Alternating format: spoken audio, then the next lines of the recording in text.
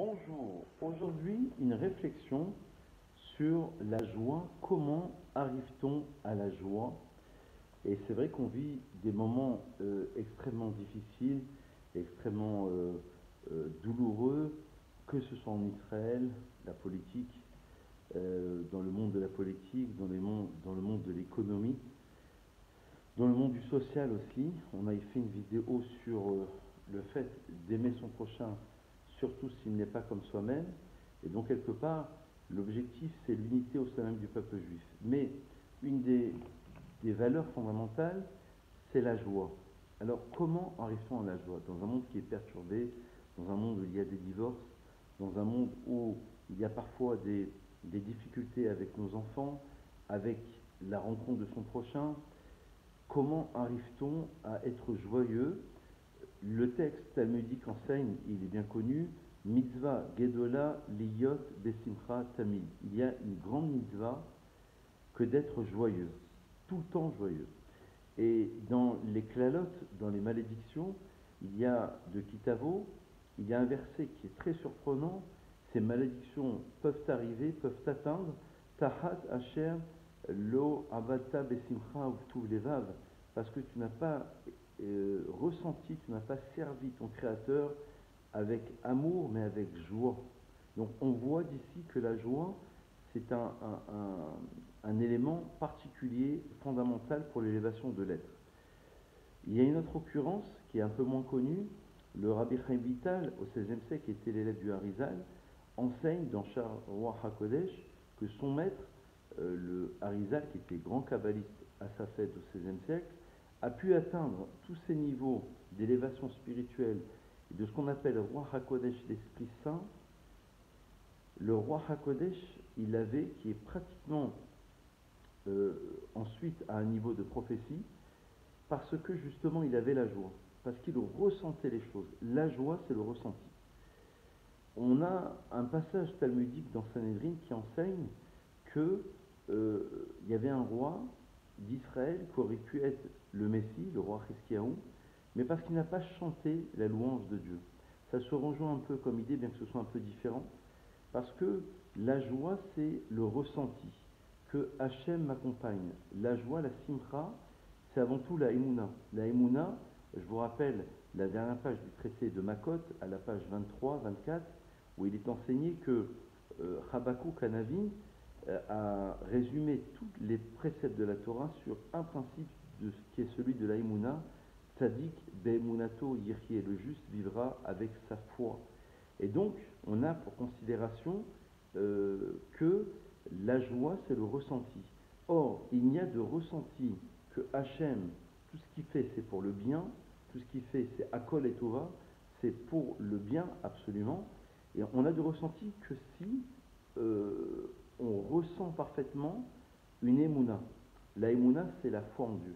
Et donc, cette foi en Dieu, c'est le Dieu qui m'accompagne, même dans les turbulences, même dans les vicissitudes de la vie, même dans les épreuves, même dans mes expériences douloureuses parfois, je dois être joyeux. Et pour ce faire, il y a un passage talmudique qui enseigne, d'ailleurs Simcha, c'est la joie, ce sont les mêmes lettres que Mashiach, le Messie. C'est-à-dire que le Messie ne peut venir que si on l'accompagne d'une certaine joie. Et il y a un autre passage talmudique qui dit que En Simcha ela be'atarat asfekot. Il n'y a de joie que lorsqu'on arrive à défaire le safek. Le safek, c'est le doute. Le doute, c'est la même valeur numérique, c'est bien connu, que Amalek. Amalek, c'est le peuple qui a voulu anéantir Israël lorsqu'il est sorti d'Égypte, et lorsqu'il était affaibli, lorsqu'il était à peine en train de sortir d'Égypte. Et donc, le safek, Amalek, installe en nous, les ennemis d'Israël installent en nous, une forme de doute sur notre identité, sur notre personne, sur ce que nous sommes. Et lorsqu'on arrive à défaire justement les doutes et à se débarrasser de ces doutes-là, il n'y a pas de plus grande joie. C'est vrai que lorsqu'on vit une vie où parfois on ne sait pas comment s'organiser dans le monde professionnel, avec ses enfants, dans une communauté, on est perturbé. Et donc la joie, c'est lorsqu'on arrive justement à se défaire et à défaire ses doutes. Il y a une Kabbalah du Baal Shem Tov, vous savez, une tradition du fondateur du chassidisme, le grand Baal Shem Tov au XVIIe siècle, qui dit qu'il ne peut rien m'arriver de mal si une personne est Bessimcha. Si une personne est Bessimcha, dans le ciel, on ne peut pas la juger de manière négative. Même s'il y a parfois un din, une rigueur qui est imposée sur elle, cette rigueur ne peut pas être exercée parce qu'elle est Bessimcha. Parce que justement, elle est en pleine élévation. Et inversement, à partir du moment où on baisse les bras et on tombe dans le yiouch, on tombe dans le désespoir, et bien malheureusement, il y a une atteinte possible concernant l'individu et concernant son état d'être. Et évidemment, il y a une possibilité à ce qu'il y ait une xéra, un mauvais décret qui soit posé sur la personne. Donc cette Kabbalah du Baal Shem Tov, elle est fondamentale. Il ne peut rien m'arriver de mal si je suis Bessimcha, si je suis dans la joie. Rabbi Nachman de Breslev, le grand maître, dans l'Ikutei Moharan, enseigne que toutes les difficultés viennent du fait qu'on manque de Simcha. Ça rejoint un petit peu cette idée. Et effectivement, il y a une longue Torah du Rabbi Nachman de Breslev qui enseigne que si j'arrive à m'auto-juger, Imiejdin les mata, dit-il, en din les marna. Si l'homme se juge en bas, par rapport à son identité, ce qu'il est, donc il passe par une introspection, une prise de conscience, il n'y a pas de din en haut. Et donc je suis joyeux. Et Rabbi Nachman, dans la même tradition puisque c'était l'un petit-fils du Baal Shem Tov, enseigne que toutes les difficultés viennent du fait que justement on manque de simcha. Donc il faut renforcer ces dimensions-là. La mitzvah des téphilines, du Shabbat, les mitzvot de manière générale, prennent un nouvel envol et nous-mêmes, on est rassurés.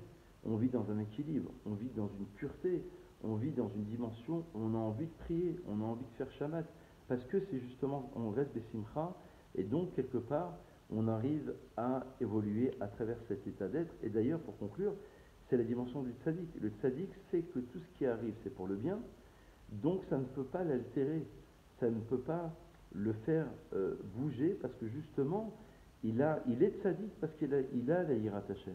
C'est ça la différence entre un tzaddik et un érudit. On peut être un grand lamdan, un grand connaisseur en Torah, mais pas forcément un tzaddik injuste. Et inversement, très souvent les grands d'Israël avaient les deux particularités, mais inversement, on peut être un tzaddik sans être forcément un grand étudiant en Torah, en connaissant la Torah de manière générale, parce que justement c'est un ressenti, le ressenti de la joie, le ressenti parfait de la Yirat Hashem, de la crainte de Dieu et de la foi justement en son Créateur. Bonne réflexion, essayons vraiment de renforcer la joie qui doit nous appartenir, qui doit nous permettre d'évoluer et de grandir. À très vite.